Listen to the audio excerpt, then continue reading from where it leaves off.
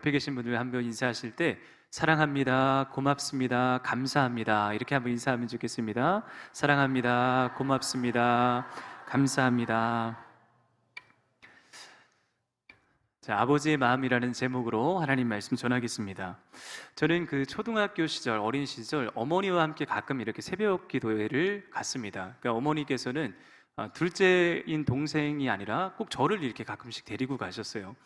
그 데리고 갈 때 반드시 저희 어머니께서 당근을 이렇게 하나 주셨는데, 야 태식아, 새벽 기도 가면 엄마가 네가 제일 좋아하는 과자 줄게. 자, 그게 어떤 과자였냐면요, 이 사진을 한번 보여주시면, 제가 이제 지금도 굉장히 좋아하는 과자인데, 이 몽쉘통통이라는 과자가요, 제가 초등학교 1학년 때 신제품으로 나왔는데, 그 전까지는 이 새우깡과 양파링만 먹다가 이 초코 과자를 먹으니까 참 좋은 거예요. 자, 그걸 준다고 하니까 어머니와 같이 새벽 기도를 다녀왔습니다. 새벽 기도를 다녀오니까 어머니께서 그 몽쉘통통을 2개를 딱 주시더라고요. 저는 너무 행복하고 기뻐서 제 머리맡에 2개의 몽쉘통통을 놓고 이제 잠자리에 또 이제 잠을 들었는데, 자고 일어나 보니까 이 머리맡에 두고 잔 몽쉘통통이 사라진 겁니다.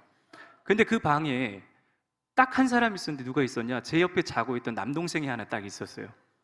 화가 막 머리 끝까지 올랐습니다. 야, 일어나봐. 너 엉아꼬 그 몽쉘통통 먹었어, 안 먹었어? 안 먹었다는 거예요. 야, 여기 봐라. 너 아니면 누가 있냐? 그럼 네가 범인 아니냐? 네가 먹었지? 죽어도 안 먹었다는 거예요. 이제 그 아침부터 막 둘이 티격태격하니까 안방까지 그 소리가 들렸는지 아버지께서 둘을 부르셨어요. 그때 저희 집안에 규칙이 하나 있었는데, 형제가 싸우면 무조건 어떤 이유든지 둘 다 혼나는 겁니다.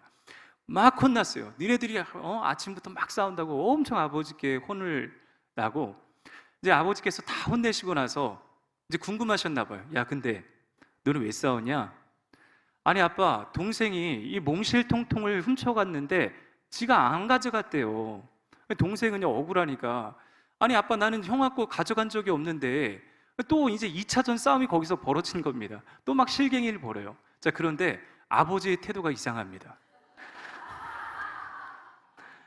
한참 지켜보시더니 한마디 하시더라고요. 미안하다, 아빠가 먹었다.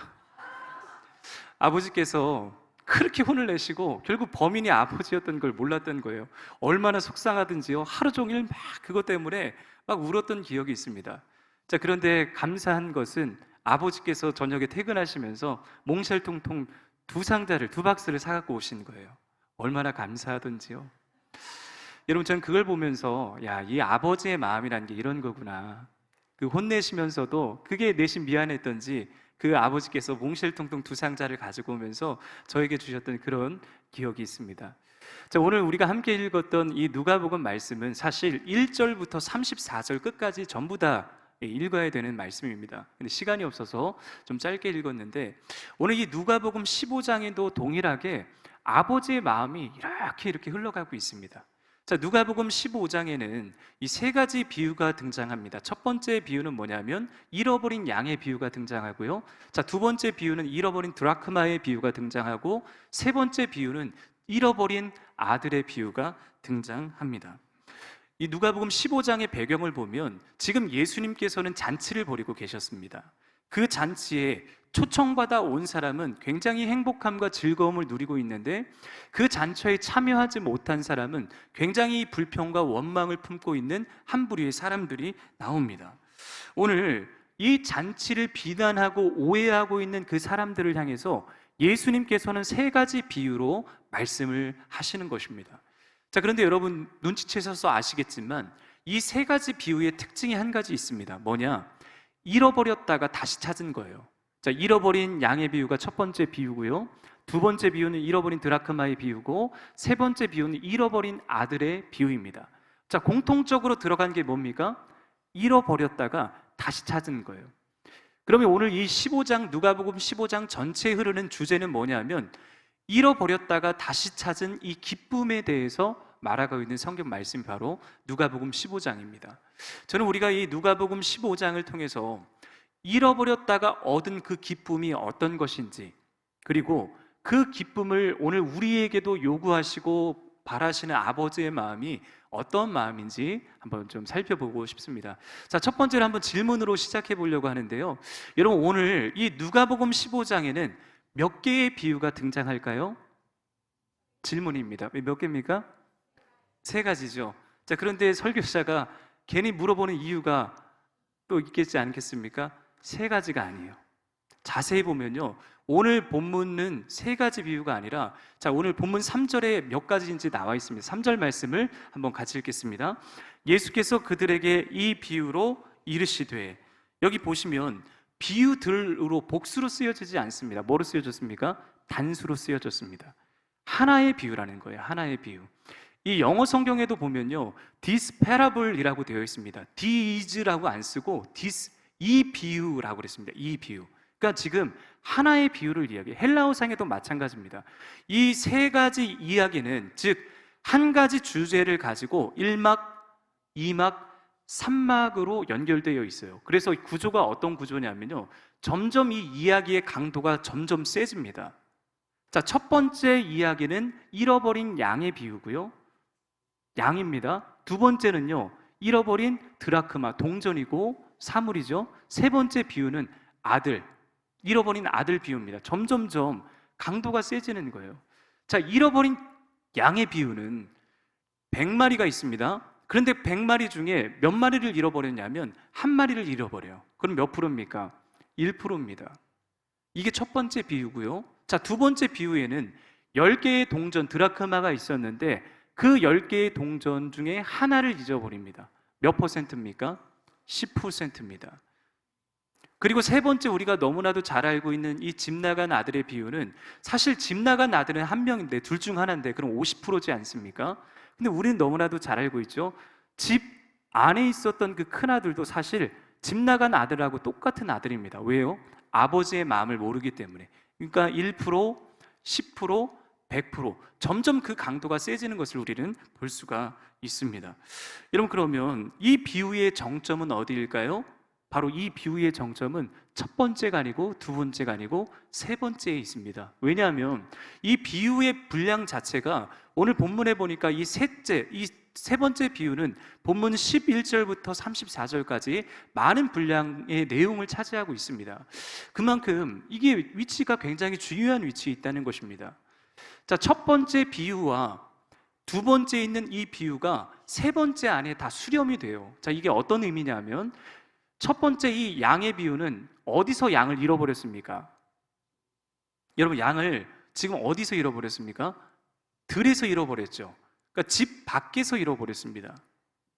그 다음 질문입니다. 이 드라크마는 집 밖에서 잃어버렸습니까? 집 안에서 잃어버렸습니까? 집 안에서 잃어버렸습니다. 첫 번째는 밖에서, 두 번째로는 안에서. 자, 그런데 이 두 가지가 다 포함되어 있는 게 세 번째 비유예요. 세 번째 비유는 집 밖으로 나간 아들이 있고 집 안에 있는 큰 아들이 있습니다. 둘 다 아버지의 마음을 모르기 때문에 잃어버린 아들들이에요. 여러분, 그러면 이 비유가 말하고 있는 진짜 중심 주제는 무엇일까요? 결국 공통적으로 나와 있는 주제는 잃어버린 것을 되찾고 싶어하는 주인의 마음, 목자의 마음, 아버지의 마음이 담겨 있습니다. 잃어버렸다가 되찾고 싶은 것, 이게 강조점이에요. 강조점. 오늘 이 누가복음 15장에 계속해서 등장하는 이 세 가지 비유에 또 하나의 강조점이 있다고 한다면 이것입니다. 자, 먼저 본문 5절 말씀을 한번 같이 읽겠습니다. 본문 5절입니다. 또 찾아낸즉 즐거워 어깨에 메고. 자, 그 다음 9절입니다. 또 찾아낸즉 벗과 이웃을 불러 모으고 말하되 나와 함께 즐기자. 잃은 드라크마를 찾아내어노라 하리라. 자, 그 다음 24절입니다. 이 내 아들은 죽었다가 다시 살아났으며 내가 잃었다가 다시 얻어노라 하니 그들이 즐거워하더라. 지금 이 비유가 1차적으로 하나님의 즐거움에 대해서 말하고 있고, 지금 이 즐거움 때문에 잔치를 베푸시는 아버지의 마음이 있습니다. 자, 그런데 잔치를 베푸시는 진짜 아버지의 마음과 의도는 뭐냐면, 잃어버렸다가 다시 찾은 거에 대한 기쁨의 잔치가 벌어지고 있는 것이고요. 자, 그 기쁨의 잔치에 많은 사람들을 초대하고 싶은 게 아버지의 마음이고, 초대하고 싶은 것뿐만 아니라 그 초대한 이 많은 사람들이 그 잔치에서 즐기기를 원하시는 거예요. 이게 오늘 본문 속에 흐르는 아버지의 마음입니다. 첫 번째 비유, 두 번째 비유, 세 번째 비유. 자, 이 비유 중에 가장 핵심은 바로 세 번째 있어요. 이 세 번째 비유의 특징이 하나 있는데 뭐냐 하면 이것입니다. 자, 첫 번째, 두 번째와 다르게 세 번째가 다른 게 있어요. 첫 번째, 두 번째 비유는 양을 잃어버렸는데 그 양을 누가 찾냐? 목자가 찾습니다. 맞죠? 두 번째 비유는 잃어버린 드라크마를 잃어버렸는데 누가 찾냐면 그 여주인이 찾아요. 온 방을 쓸고 그걸 찾습니다. 언제까지요? 찾을 때까지. 그런데 오늘 우리가 세 번째 비유를 가만히 보시면 여기 나와 있는 아버지는 아들을 찾습니까? 찾지 않습니까? 여러분, 오늘 이 세 번째 비유는 아버지가 아들을 찾습니까? 찾지 않습니까? 맞습니다. 찾지 않습니다. 자, 그렇다면 이게 오늘 우리에게 시사하는 바가 굉장히 크다는 거예요. 왜 아버지는 찾지 않을까? 세 번째 이야기에서는 아들을 잃어버렸는데 찾아가지 않고 기다리십니다. 이게 우리가 세 번째 비유에서 발견한 핵심 메시지예요. 팀 켈러 목사님이 쓰신 이 탕부 하나님이라는 책이 있습니다. 여러분 기회가 되시면 꼭 한번 읽어보시면 좋겠는데 이 책에 보면 이런 내용이 있어요. 예수님은 성경 전체의 이야기와 인류의 이야기를 잃어버린 두 아들의 비유에 멋지게 압축하셨다. 성경 전체에 흐르는 내용 메시지가 있습니다. 그것은 하나님의 사랑이 담겨져 있습니다. 그런데 그 이야기, 인류 전체에 대한 이야기, 그 아버지의 마음이 여기 누가복음 15장에 나오는 세 번째 비유에 담겨 있다 그래요. 여러분, 그 세 번째 비유가 그러면 도대체 어떤 것일까? 우리가 조금 더 말씀을 깊이 좀 들어가 보기를 원합니다. 자, 본문 세 번째 비유의 배경은 뭐냐면요, 본문 11절과 12절 둘째 아들의 요구로 시작돼요. 같이 한번 말씀을 읽겠습니다. 또 이르시되 어떤 사람에게 두 아들이 있는데 그 둘째가 아버지에게 말하되 아버지여 재산 중에서 내게 돌아올 분깃을 내게 주소서 하는지라. 아버지가 그 살림을 각각 나누어 주었더니 어떤 두 아들이 있었는데 그 둘째 아들이 아버지 내게 주실 분깃이 있지 않습니까? 그것을 아버지 돌아가시기 전에 내게 주십시오 하고 그 재산을 갖고 가요. 여러분, 그런데 다 아시겠지만 이 둘째 아들은요, 말 그대로 불효막심한 아들입니다. 왜일까요? 아버지에게 이 유산을 달라고 하는 것은 아직 아버지가 돌아가시지 않았는데 아버지 빨리 돌아가십시오, 죽으십시오, 그래야 그 유산이 내고, 이 마음이 담겨져 있는 거예요.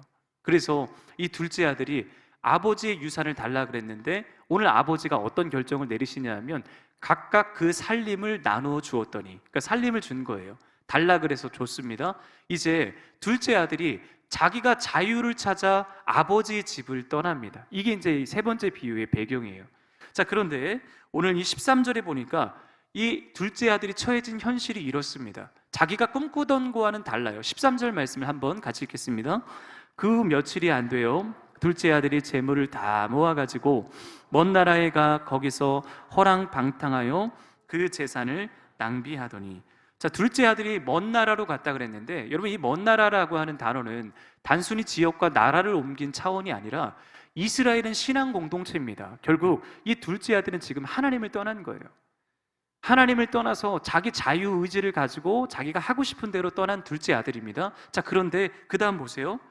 허랑방탕해서 재산을 낭비했더니 자기가 다 쓴 거예요. 하고 싶은 대로, 자기가 쓰고 싶은 대로, 자기가 그동안 꿈꿨던 대로 다 허비한 것입니다.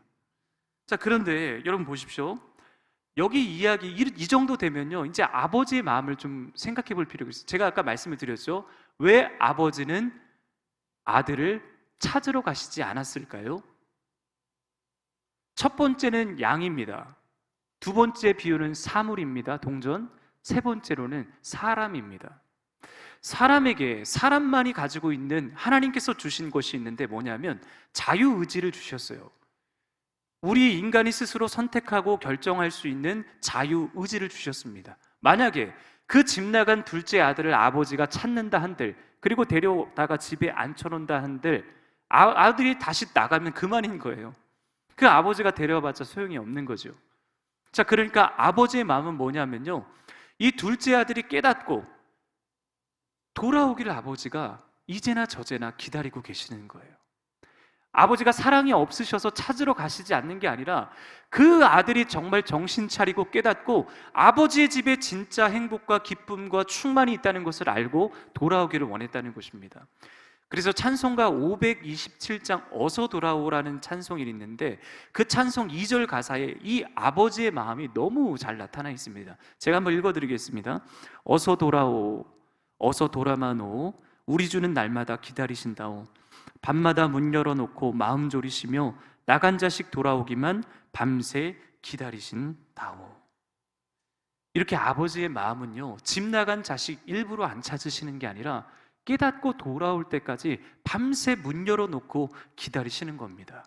여러분, 이 아버지의 마음을 이해하시겠습니까? 지금도 문을 열고 그 아들이 돌아오기만을 기다리는 그 아버지의 마음.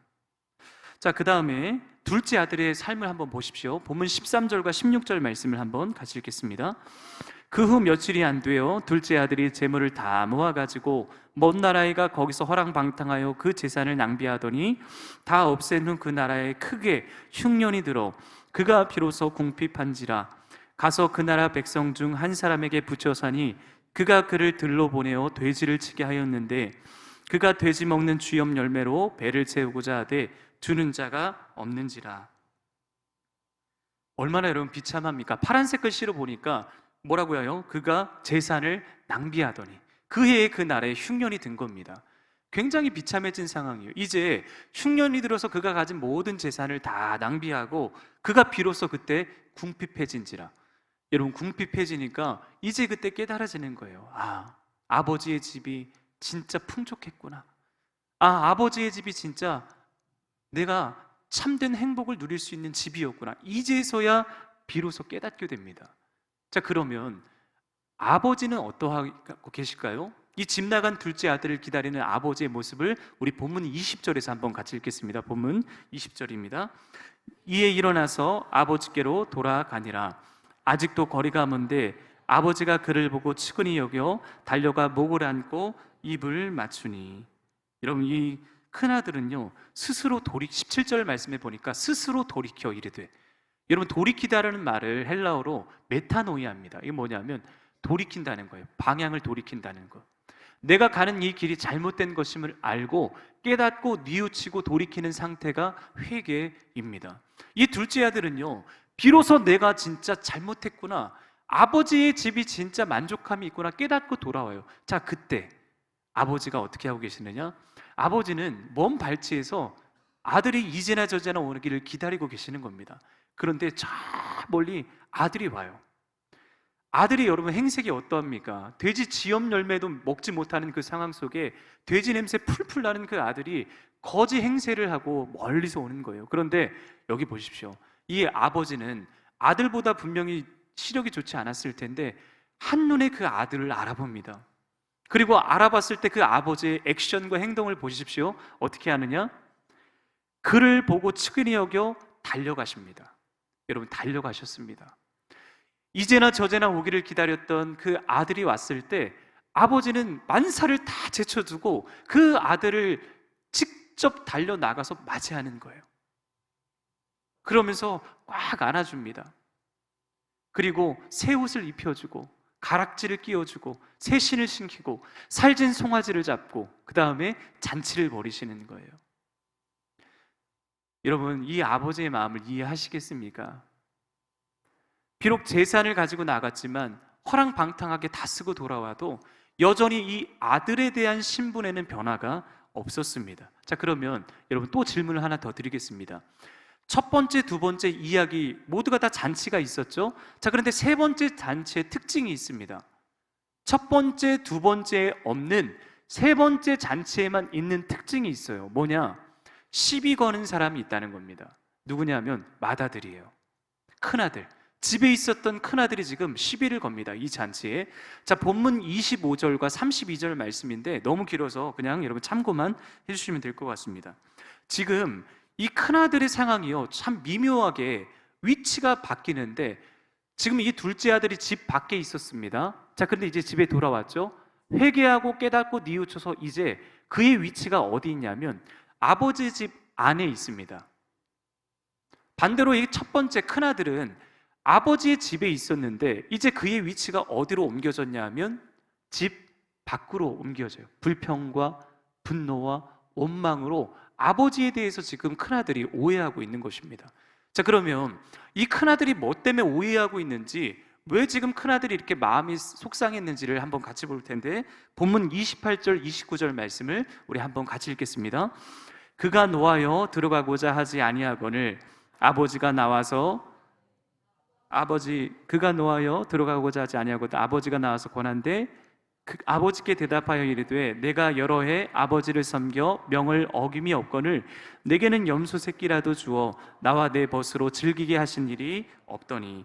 지금 화가 잔뜩 난 겁니다. 왜냐하면 둘째 아들은, 지 동생한테는 이 집 나간 아들이고 아버지의 이 유산을 상속받아 어떻게 보면 불효막심한 동생인데, 그 아들이 돌아왔다고 살찐 송을 잡아주고 가락지를 끼워주고 새신을 신기고 못마땅한 거예요. 왜냐하면 큰아들은 아버지의 집에 있으면서 한 번도 이런 혜택을 못 누렸거든요. 여기 보십시오. 내게 염소 새끼 한 마리도 주신 적이 없지 않습니까? 지금 아버지 곁에서 아버지가 하시는 모든 명령을 다 지켜 행했기 때문에 자기가 지금 할 말이 있는 거예요. 뭐예요? 자기의가 돼버린 겁니다. 아버지의 말에 순종했으니까. 여러분, 저는 사실 이 이야기를 이렇게 보면서 가장 공감이 되는 게 큰아들이에요. 자, 그러면 오늘 이 맏아들이 누구일까요? 오늘 이 누가복음 15장에서 맏아들은 누구를 상징하냐? 우리 본문 1절과 2절 말씀 한번 같이 읽겠습니다. 모든 세리와 죄인들이 말씀을 들으러 가까이 나아오니 바리새인과 서기관들이 수군거려 이르되 이 사람이 죄인을 영접하고 음식을 같이 먹는다 하더라. 오늘 이 본문의 맏아들은 바리새인과 서기관들입니다. 하나님의 마음은 죄인들이 꾀닫고 돌아와서 잔치를 열어주는 게 아버지의 마음인데, 지금 바리새인과 서기관들의 문제는 뭐냐면요, 잔치를 베푸시는 아버지의 마음을 이해할 수 없는 거예요. 왜냐? 자기는 하나님 곁에 늘 가까이 있었거든요. 말씀을 연구하고 말씀을 읽고 말씀을 묵상하고 늘 말씀을 가까이 했기 때문에 하나님 곁에 있는 내가 진짜 상을 받아야 되는데, 자기는 생각해 주지도 않고 저 세리와 죄인들 허랑방탕하게 살다가 자기가 원하고 싶은 대로 살다가 돌아온 저 아들만 이뻐하는 걸 보면서 굉장히 지금 낙심해 있고 불평과 분노가 쌓인 것입니다. 여러분, 이 큰아들의 마음을 우리 성도님들은 좀 이해가 되십니까? 저는 제가 이제 큰아들이거든요. 아까도 말씀드렸지만 이 큰아들의 마음이 너무너무 공감이 돼요. 저희 아버지께서 저와 이제 동생이 있는데 저한테 맨날 뭐라고 그러시냐면, 야, 너는 인마 형이 돼가지고 말이야, 동생한테 양보 좀 해야지. 야, 네가 형인데 동생 좀 예뻐하지 막 싸우고 있으면 항상 그런 말씀을 하세요. 제 마음이요, 어렸을 때부터 아니 우리 아버지는 날 이뻐하시지 않고 동생만 예뻐하시는구나. 진짜 동생만 예뻐하시는 줄 알았어요. 근데 그게 사춘기가 되니까요, 제가 이 사춘기 때 아버지에 대한 사랑을 오해하면서 고등학교 1학년 때, 2학년 때까지 아버지랑 대화를 단 한 번도 하지 않았어요. 사적인 대화를. 그 정도로 아버지에 대한 오해가 제 마음에 이렇게 막 쌓여 있을 그때였습니다. 자, 그때 여름방학, 고등학교 2학년 때인데 여름방학이 돼서 이제 여름방학에 아르바이트를 좀 해야 되겠다 싶어가지고 그 지역에, 저희 지역에 있었던 이 커피숍이 있어요. 이 모퉁이에는 사랑을 싣고라는 커피숍인데, 그 당시 TV는 사랑을 싣고가 한참 유행이어서 아마 그걸 따라했던 것 같아요. 이 모퉁이 커피숍에 가서 제가 열심히 일을 했습니다. 돈을 벌고요, 또 그 홀에서 서빙도 하고 또 안에 들어가가지고 그 음식을 준비하는 일도, 그러니까 전천후로 다 했던 거예요. 자, 이제 월급날이 됐습니다. 사장님이 월급을 주셔야 되는데 아니 월급을 안 주시는 거예요. 그래서 속으로 아니 지금 떼먹을 게 따로 있지 어떻게 돈을 떼먹냐고 막 속으로 막 하면서, 제가 이제 사장님한테 가서 얘기할 수는 없으니까 용기가 안 나더라고요. 그래서 집에 와가지고 어머니 앞에서 그렇게 투덜투덜 거렸습니다. 사장님이 돈도 안 준단 말이지 내가 그렇게 열심히 막 일했는데. 막 어머니한테 그렇게 막 투덜투덜 거리니까 어머니가 뭐라고 하시냐면, 야, 너 그거 그냥 자원봉사했다고 생각해라. 돈 받을 생각하지 말고 그냥 봉사했다고 생각해. 아니 그게 더 서운하더라고요. 무슨 그 아들이 가서 열심히 막 일했는데 용기는 주지 못할 망정. 그래서 그 다음날이 돼서 모퉁이 커피숍에 출근해서 또 일을 하는데, 아니, 갑자기 익숙한 실루엣이 딱 들어오시는 거예요. 누구냐면 저희 아버지가 오신 겁니다. 아니, 속으로 저 양반이 왜 왔지 하면서 막 여러 생각이 드는 거예요. 그래도 이제 우리 아버지니까. 그래서 아버지 커피를 좀 타드시고 이렇게 아버지 좋아하시는 과자들 이렇게 해서 가지고 가는데 아버지가 마침 또 나가시는 거예요. 아들아 간다 하고 그냥 쑥 지나가세요. 참나. 이해가 안 되는 거예요. 왜 오셨지? 그런 큰 별다른 생각하지 않고 그날 저녁 열심히 일을 하고 이제 퇴근을 하려고 가려고 하는데 사장님이 저를 부르세요. 태식아 이리 와, 잠깐 앉아봐라고. 그래서 가서 앉았습니다. 저에게 봉투를 하나 쓱 들이미시는 거예요. 태식아 미안하다. 월급날 내가 이 월급을 줬어야 되는데 미안해서 내가 여기 월급에 더 넣어줬으니까 이 월급 받아가라고. 근데 그 월급을 받아서 확인해 보니까 제가 생각했던 액수보다 훨씬 더 많은 금액을 넣어주신 겁니다. 그래서 그때부터 저는 둘째 아들이 돼서 허랑방탕하게 다 제가 쓰고 싶은 거 쓰고 하고 싶은 거 다 하고 탕진을 했습니다. 그리고 시간이 지나면서도 아버지와의 관계는 여전히 좁혀지지가 않았어요. 계속 이제 동생 편을 들어주는 아버지가 못마땅해서 제가 막 불평을 쏟아놓는데 어머니가 그러시는 거예요. 야 태식아, 너 그때 아빠가 너 커피숍 일하는데 한번 가셨지? 네. 너 그때 아빠가 그 커피숍 왜 갔는지 알아? 몰라죠. 자초지종을 설명해 주시는 거예요. 그날 제가 막 투덜투덜 하는 소리를 아버지가 들으셨어요. 그래서 우리 큰아들이 처음으로 아르바이트를 했는데 가서 돈을 받지 못했다는 이야기를 듣고 아버지께서 그 다음날 이 커피숍 가가지고 사장님을 만난 거예요. 사정이 있는 줄 다 압니다. 그렇지만 우리 아들이 처음으로 이 커피숍에서 아르바이트를 하는데 우리 아들이 속상하지 않도록 이거 좀 대신 전해줬으면 좋겠다고, 여기 월급이라고 하고 내가 전해줬다고 이야기하지 말고 그냥 월급이라고 하고 전해달라고. 제가 받은 그 월급이요, 저희 아버님께서 저를 위해서 주신 돈이었더라고요. 월급이 아니라. 제가 그 순간 망치로 머리를 한 대 딱 얻어맞은 느낌이었습니다. 내가 아버지에 대한 사랑을 오해했구나. 아버지는 동생만 예뻐하는 게 아니라 나도 이렇게 예뻐하고 계셨구나. 나를 이렇게 생각해주고 계셨고, 나를 이해해주고 계셨고, 나를 이렇게 섬세하게 사랑해주고 계셨구나. 여러분, 지금 아버지와의 관계가 나쁘고 그런 거 절대 아닙니다. 너무 좋아요. 지금도 제가 아빠하고 막 전화합니다. 응석도 부리고요. 아버지는 또 사랑으로 받아주시고. 제가 이 말씀을 드리는 이유는 뭐냐 하면 큰아들의 마음이 너무나도 이해가 되기 때문에 그래요. 여러분, 얼마나 속상했겠습니까? 아버지와 같이 있지만 아버지는 늘 동생만, 둘째 아들만 예뻐하고 둘째 아들에게만 사랑을 주는 그 아버지의 마음을 이 큰아들이 알지 못하는 거예요. 자, 그럼 또 마지막 질문입니다. 그러면 오늘 이 누가복음 15장이 아버지와의 대화로 끝나는데 지금 이 첫 번째 큰아들의 마음이 설득이 됐을까요? 아니면 설득이 되지 않았을까요? 여러분, 한번 여쭤보겠습니다. 이 마음이 설득이 됐을까요? 아니면 설득이 되지 않았을까요?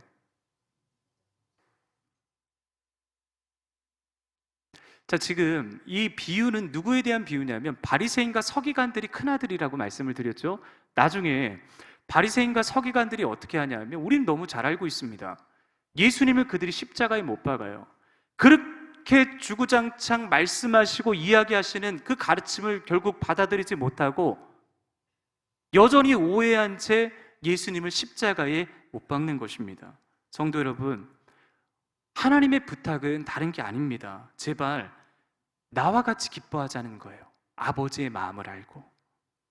아버지의 마음은 이 잔치 속에서 다 같이 참여해서 그 잔치를 배설하시는 아버지의 마음을 깨닫고 함께 모두가 다 잃어버린 영혼이 돌아왔을 때 함께 기뻐하고 함께 즐거워하자, 지금 이것을 촉구하고 계십니다. 여러분, 우리가 이 잔치에 어떻게 참여할 수 있게 됩니까? 우리의 자격과 공로는요, 절대 참여할 수 없습니다. 그러나 예수님께서 저와 여러분들을 위해 십자가에 달려 돌아가셨기 때문에, 죄를 담당해 주셨기 때문에 우리가 이 잔치에 참여할 수 있는 것이고, 결국 예수님의 이 십자가 사건은 집 나간 아들을 집으로 데려오기 위해서 우리를 위한 하나님의 사랑이었음을 여러분 반드시 우리가 기억해야 됩니다. 여러분, 지금도 하나님은 우리를 이 잔치에 들어오라고, 그리고 이 잔치에서 아버지의 마음을 알아 한 영혼이 주님께로 돌아왔을 때 우리도 같이 좀 기뻐하자고 그렇게 말씀하고 계십니다. 말씀을 마치겠습니다. 여러분, 세상에는 네 종류의 교회가 있습니다. 자, 첫 번째 종류의 교회는 바로 공동묘지 같은 교회가 있습니다. 그리고 두 번째 교회는 이 박물관 같은 교회가 있습니다. 세 번째 교회는 극장, 이 설명을 잘 안 드렸네요. 제가 좀 급해가지고. 이 공동묘지 같은 교회는 뭐냐 하면 과거의 상처와 갈등에 묻혀서 이 영적인 침묵만 있는 잠잠한 교회입니다. 자, 그리고 박물관과 같은 교회는 뭐냐면 과거에 찬란했던 유산, 찬란했던 과거의 전통을 기억하고 과거만 추억하는 교회. 자, 그리고 이 극장 같은 교회가 있습니다. 이 극장 같은 교회는 뭐냐면 이 무대 위는 화려하지만 찬양팀, 찬양대, 그리고 또 목사들 굉장히 화려한 무대가 있지만 결국 성도들은 이 모든 관계에 함께 참여하는 참여자가 아니라 구경꾼과 팔짱꾼으로 있는 교회. 자, 그리고 마지막 네 번째, 잔치집과 같은 교회. 이 잔치집과 같은 교회는 뭐냐면 기쁨과 환대 그리고 생명력이 넘치면서 모두가 다 함께 이 주인의 마음을 깨달아 함께 즐거워하고 함께 기뻐하는 교회가 잔치집과 같은 교회입니다. 여러분, 우리 교회는 가만히 보면요, 공동묘지 같은 교회는 아닌 것 같아요. 맞습니까? 잘 모르시겠어요? 왜냐하면 깨어있는 우리 성도님들이 계시잖아요. 아멘이십니까? 모르시겠어요? 자, 그리고 두 번째, 박물관과 같은 교회는 아닌 것 같아요. 왜냐하면 우리 교회가 과거만 회상하고 과거만 추억하지 않고 계속 미래를 향해서 지금도 꿈꾸고 나아가고 있기 때문에. 자, 세 번째, 그런데요, 우리 교회가 가장 위험성에 빠질 확률이 높은 교회는 극장과 같은 교회입니다. 아름다운 건물, 또 화려한 찬양단, 찬양대, 성도들이 주체가 아니라 구경꾼으로 있는 교회. 자, 그런데 하나님이 정말 원하시고 기뻐하시는 교회의 모습은 어디냐면 여기 잔치집과 같은 교회예요. 잔치집과 같은 교회. 주인이 잔치를 배설하면 그 잔치에 모두가 다 참여하고 모두가 다 기뻐하고 행복해하는 교회. 여러분, 저는 우리 교회가 이 잔치집과 같은 교회가 되기를 원합니다. 이번 주에 6월 20일 돌아오는 토요일 날 우리 전교인 아울리치의 날이 있거든요. 이 아울리치는 그동안 우리가 절제 나눔 헌금을 모아서 지역사회, 지역교회에 또 목사님들 우리 장학금, 자녀 장학금과 교회를 섬기는 일에 흘러보내는 시간입니다. 여러분, 이 자리는 아버지의 마음이 담겨져 있는 자리예요. 예수님께서 공생의 기간 사역하셨던 사역들을 보면 가난하고 또 병든 자들, 눈먼 자들, 소외된 자들, 예수님이 직접 낮은 곳으로 가셔서 찾아가시지 않았습니까? 이게 아버지의 마음입니다. 그 아버지의 마음을 깨달아 함께 참여하기를 아버지께서 원하고 계시다는 거예요. 여러분, 이 아울리치의 날 우리가 몸으로 참여하지 못해도 함께 참여할 수 있는 한 가지 방법이 있습니다. 우리 아까도 하재학 집사님이 그렇게 기도해 주셨는데 기도로 동참하는 거예요. 그래서 여러분, 부탁드리고 싶습니다. 잔치집과 같은 교회는요, 잔치가 벌어질 때 팔짱 끼고 구경하는 게 아니라 함께 그 잔치에 참여해서 기뻐하는 거예요. 그래서 여러분, 동참해 주십시오. 기도로 동참해 주십시오. 그리고 마음으로 동참해 주십시오.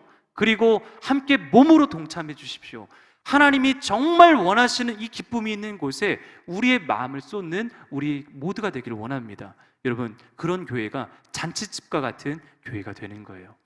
아버지의 마음을 깨달아 그 아버지의 마음이 있는 곳에 내 마음도 있게 하여 주시옵소서. 이 고백이 우리 모두의 고백 되기를 주님의 이름으로 축원드립니다. 기도하겠습니다.